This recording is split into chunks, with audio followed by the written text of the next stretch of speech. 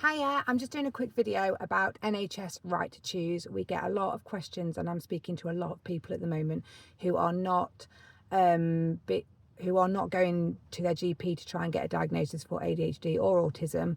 There are other things that you can get diagnosis for, well, assessments for, but I'm specifically talking about ADHD and autism. So the NHS right to choose pathway is only available in England. It's not available in Wales, Scotland or Northern Ireland. It's basically where you pick a provider, NHS or private, that has a contract with the NHS to have an assessment for ADHD and autism.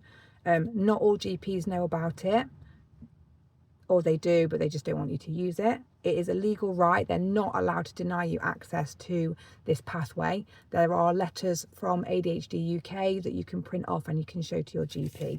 It's still available. There have been talks about it being scrapped, I've heard, but that's not the case at the minute. It is still available. It's basically for specialist treatment. It's not for urgent care.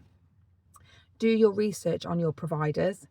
I've been running a support group for adults with ADHD for 3 years, and the one that I wouldn't recommend at the minute is ADHD 360. It's really important that you understand when you go down the right to choose pathway, you have to do the research on which provider you would like to be referred to get an assessment for autism or ADHD. I mean, I know mostly about ADHD, but I work with a lot of ADHD people who are also using right to choose to get an autism assessment. Do your research. It is really important, because this next step is the thing that people don't get told, and then it messes the process and your journey with your diagnosis.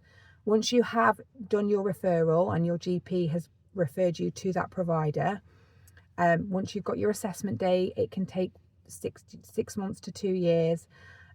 You'll get assessed, and then you'll go through, if medication is the route for you, you'll go through what's called titration. And that's where they will put you on medication and try you on different medications to see which one works for you. Once you have successfully had medication and you found the one that works for you, and your titration nurse is like, right, we're signing it off, this is what works for you, they will then send a letter to your GP saying, this person here has been diagnosed, has a diagnosis of ADHD and let me backtrack because I'm an ADHD person. You won't get medication for autism. I'm talking about ADHD here. So once your provider has sent a letter to your GP, they've said, right, you're on XYZ. For example, myself, I'm on 40 milligrams of Elvance. So they'll write to my GP and say, right, here's this prescription that they need. We've diagnosed her with ADHD.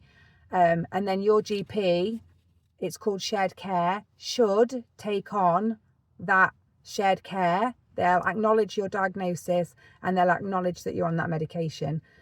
Even though the pathway for right to choose is a legal requirement by the GP, the issue is that they are not legally required to take on your prescription.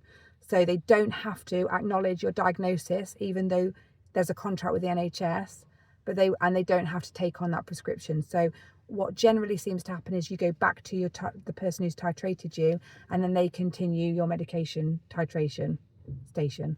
The GP practices are not legally required to take on that prescription and take on shared care. So I would strongly recommend, when you go down the right to choose pathway, speak to your GP and ask them to put it in writing if they agree to take on shared care. Don't take it verbally, get it in writing. That is my biggest advice to you.